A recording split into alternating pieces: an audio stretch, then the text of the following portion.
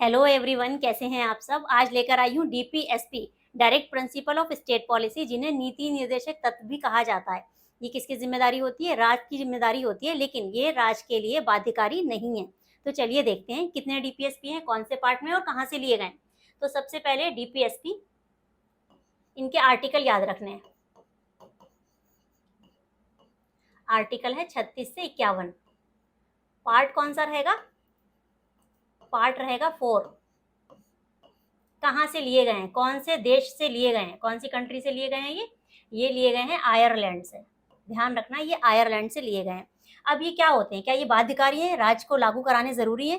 तो ऐसा नहीं है, ये बाध्यकारी नहीं है। इनके लागू ना करने पर आप न्यायालय में नहीं जा सकते। इसे बोलते हैं कि ये परिवर्तनीय नहीं है। तो इसकी जो प्रकृति है वो कैसी है? ये परिवर्तनीय नहीं है। इन्हें न्यायालय के द्वारा लागू नहीं कराया जा सकता। तो अभी 36 से 51 तक तो हैं, लेकिन 36 से 51 में सबसे पहले जो 36 है, इसमें क्या बताया गया? 36 में बताया गया है राज्य की परिभाषा। जो राज्य की परिभाषा पार्ट 3 में दी गई है आर्टिकल 12 में, ठीक वही परिभाषा इसकी भी होगी। तो आर्टिकल जो 12 में दी गई है वही नीति निर्देशक तत्वों के पार्ट के लिए भी होगी। दूसरा क्या है? आर्टिकल 37। 37 में क्या बताया गया है? 37 में यही बताया गया है कि ये न्यायालय के द्वारा बाध्यकारी नहीं है। ये जो नीति निर्देशक तत्व हैं, ये न्यायालय के द्वारा बाध्यकारी नहीं है। 38 में क्या बताया गया? 38 में बात की गई है कल्याणकारी राज्य के बारे में। कैसा राज्य होगा? कल्याणकारी। अब कल्याण कैसे हो सकता है? कल्याणकारी राज्य कैसे हो सकता है? तो कल्याणकारी राज्य होने के लिए उसका आर्थिक विकास, आर्थिक,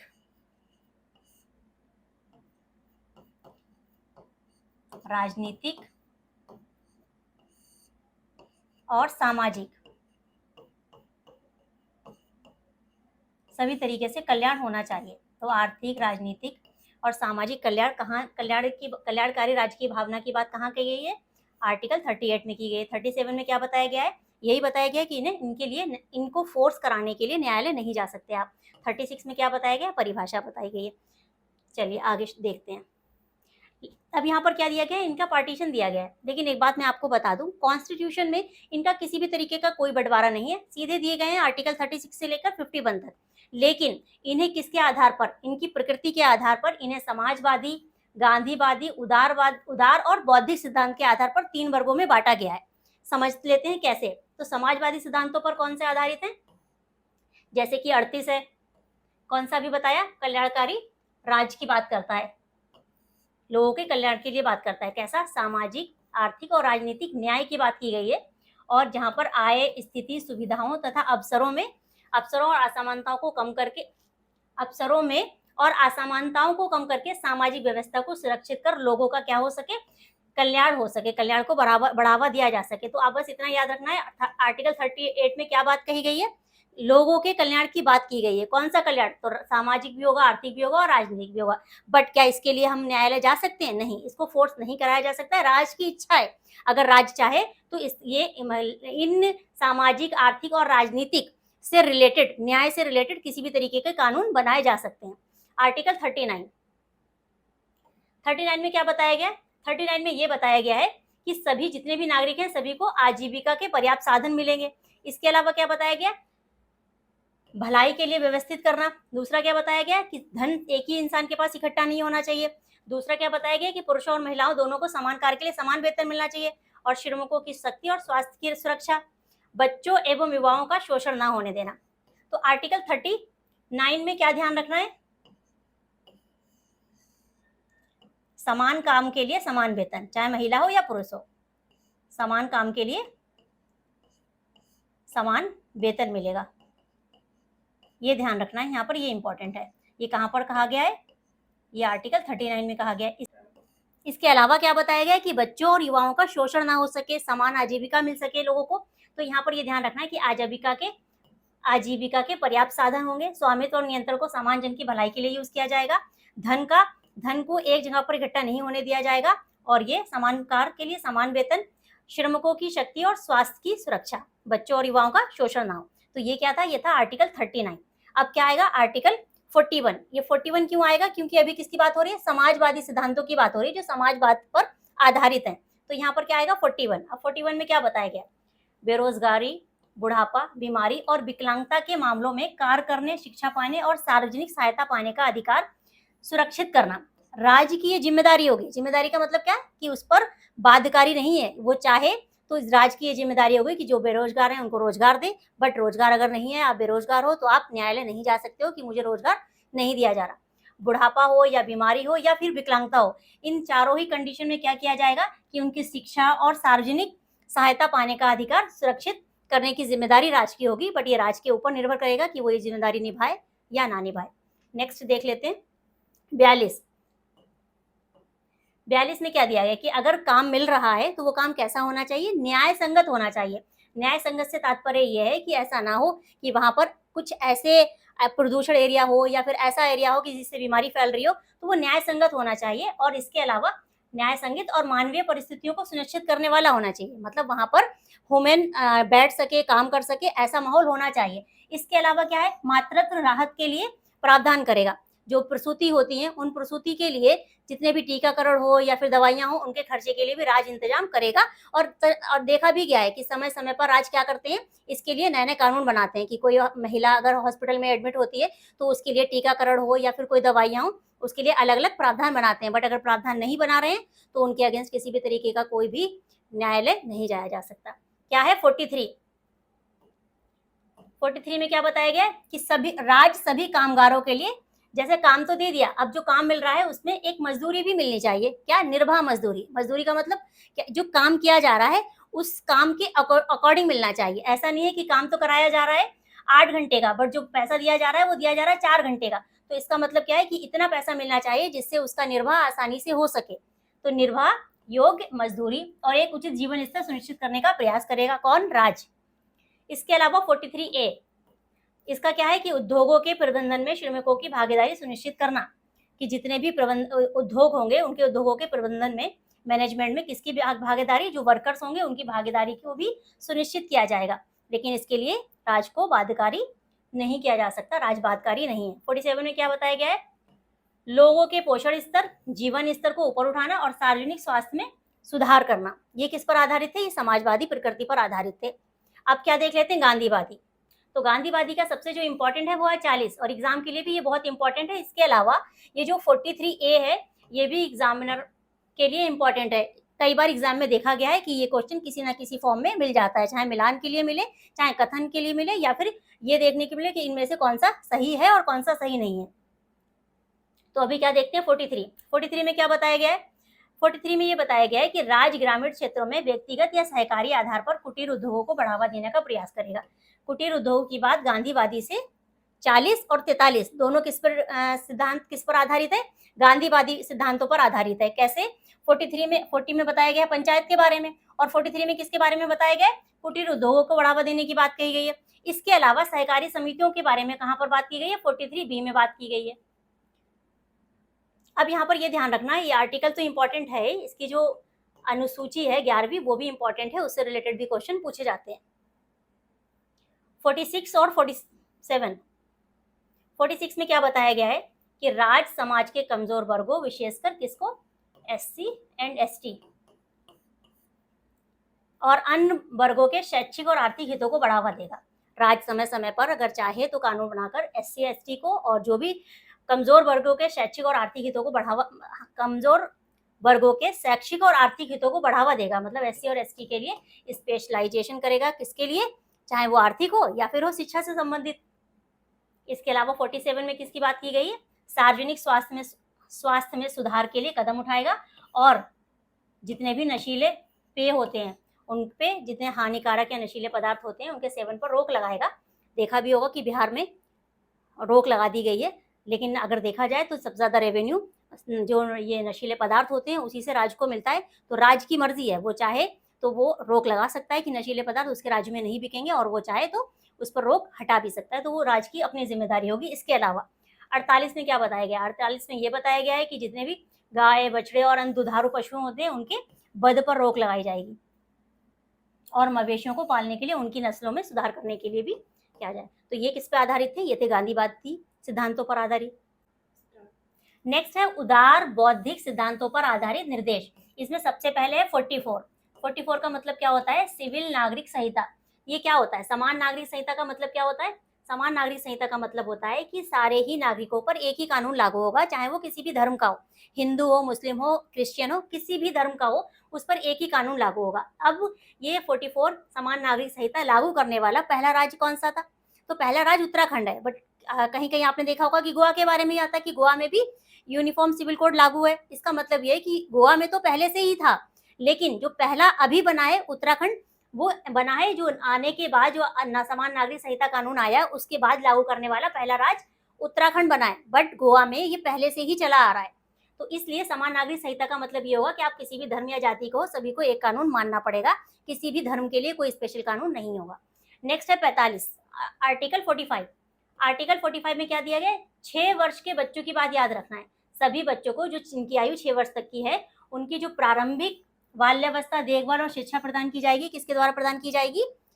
राज्य के द्वारा प्रदान की जाएगी। कब के? कौन से बच्चों की? 6 साल की उम्र के बच्चों की। कृषि और पशुपालन कहाँ पर दिया गया? 48 में। क्या दिया गया है? कृषि, पशुपालन और आधुनिक वैज्ञानिक आधार पर संगठित करना।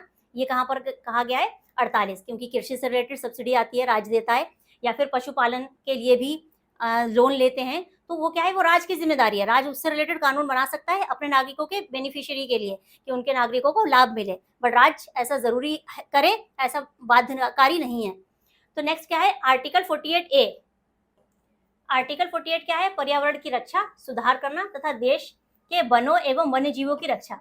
तो 48A ये बाद में ऐड किया गया, पर्यावरण की रक्षा, सुधार करना और देश में वनों और वन्य जीवों की रक्षा करना। 49 को याद रखना है, स्मारकों से रिलेटेड। ये 49 जो है वो क्या बात कर रहा है? जितने भी स्मारक है किसी भी राज्य के, तो वो उन स्मारकों की देखभाल, डेंटिंग, पेंटिंग जो भी रहेगा वो राज्य की जिम्मेदारी होगी, कि वो अपने यहाँ के स्मारकों को क्या करे? ठीक से बनाकर रखे, जिससे कि टूरिस्ट विजिट करें और उनको उससे रेवेन्यू मिलेगा। तो ये राज्य की टोटली जिम्मेदारी है कि वो कलात्मक, ऐतिहासिक महत्व के प्रत्येक स्मारक के स्थान की रक्षा करेगा, बट राज्य की मर्जी होगी तो। 50 को तो याद रखना है, आपको पहले भी बताया हुआ है, दोबारा बता देती हूँ। 50 मतलब आधा आधा। क्या होगा? न्यायपालिका और कार्यपालिका दोनों को अलग अलग किया गया है, 50-50 दोनों को काम किए गए हैं। ये ना कानून बनाएगी और ये न्यायपालिका। इन दोनों को अलग अलग करने का मतलब ये है कि कोई कानून जो बनाया जा रहा है वो ऐसा ना हो कि न्यायपालिका उस पर अपना चेक ना कर पाए कि किस तरीके का है। तो इन दोनों का ही काम अलग अलग, न्यायपालिका अपना काम करेगी, कार्यपालिका अपना काम करेगी, दोनों को मर्ज नहीं किया गया है। तो ध्यान रखना है। 51 अंतरराष्ट्रीय से याद रखना, सबसे लास्ट है। और तो लास्ट किससे याद रखेंगे? अंतरराष्ट्रीय। क्या अंतरराष्ट्रीय? शांति सुरक्षा की बात की गई है। राज्य की आंतरिक शांति सुरक्षा स्थापित करने के प्रयास या फिर राष्ट्रों के साथ न्यायपूर्ण और सम्मानजनक संबंध बनाए रखने की बात कहां पर की गई है? आर्टिकल 51 में की गई है।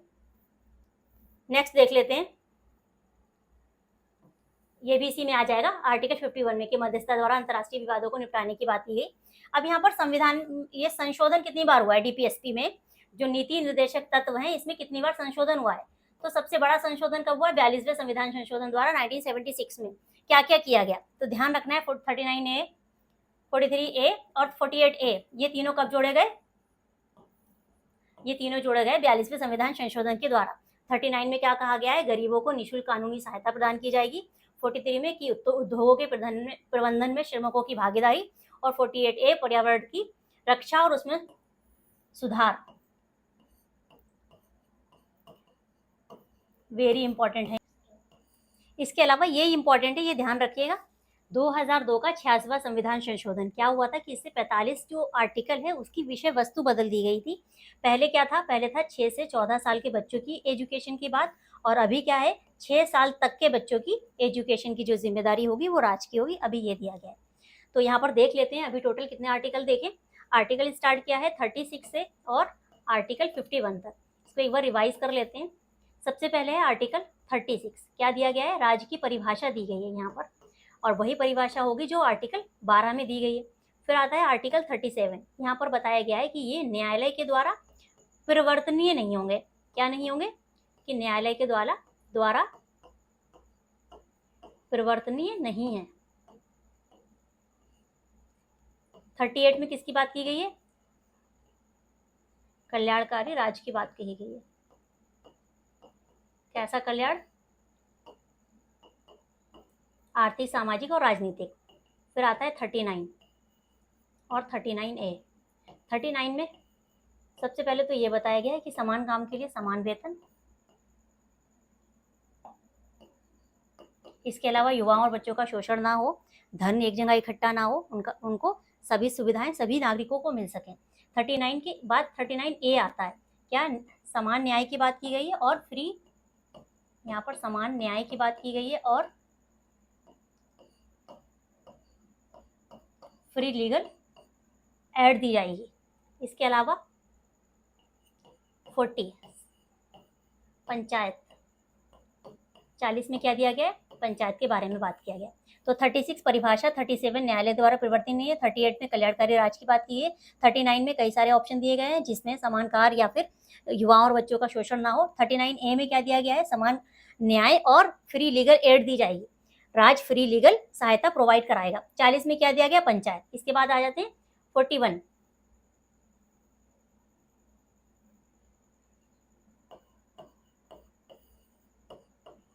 42 और 43, 44। 43 में बात की गई है कि अगर बेरोजगारी, बुढ़ापा या विकलांगता आती है तो उस कंडीशन में राज्य क्या करेगा, सहायता प्रोवाइड कराएगा। इसके अलावा क्या होगा कि राज्य न्याययुक्त काम भी देगा, ऐसा काम देगा जिससे निर्वाह मजदूरी मिल सके।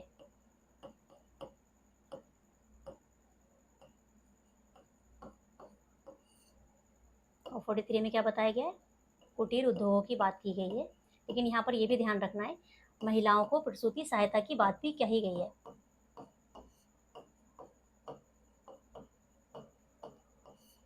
और कुटीर उद्योगों की बात की गई है यहाँ पर। और 44 में क्या, समान नागरिक संहिता।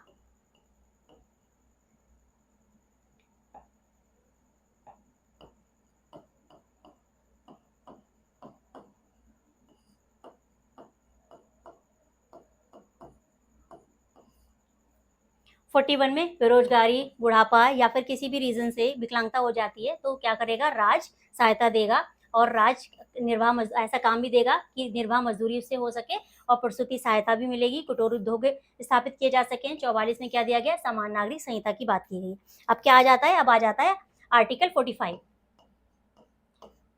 46, 47, 48 और 48A और B, ये इंपॉर्टेंट है दोनों, ध्यान रखना है। पहले क्या देख लेते हैं, 45 में क्या बताया गया है, 45 में क्या बताया गया है, 6 साल तक के बच्चों की एजुकेशन की बात की गई है। कौन से, 6 साल तक के बच्चों की। 6 में क्या बताया गया, SC ST के लिए स्पेशल प्रावधान कर सकेगा राज्य। और 47 में क्या बताया गया, शराब की बात की गई है, मादक पदार्थों पर रोक लगा सकेगा राज्य। 48 में क्या बताया गया, 48 में कृषि और पशुपालन दोनों की बात की गई है। और 48A में क्या बताया गया है, पर्यावरण की बात की गई है। यहाँ पर 46, यहाँ पर 43A और 43B रह गया था। 43A उद्योगों में क्या होगा,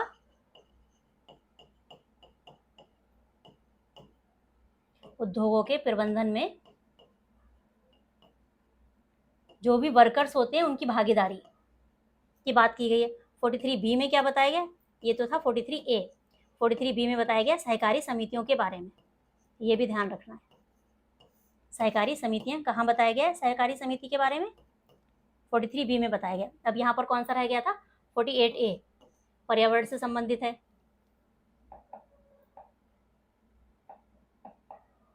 43B नहीं होगा, 48A के बाद डायरेक्ट आ जाएगा 49, क्या आ जाएगा 49, 50 और 51, 50 और 51।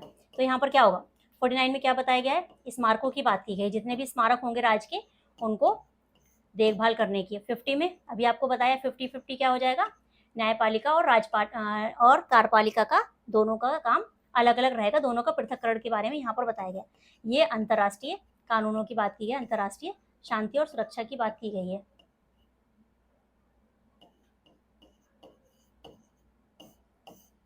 इसी के साथ आज की क्लास को यहीं पर क्लोज करते हैं। Thank you so much.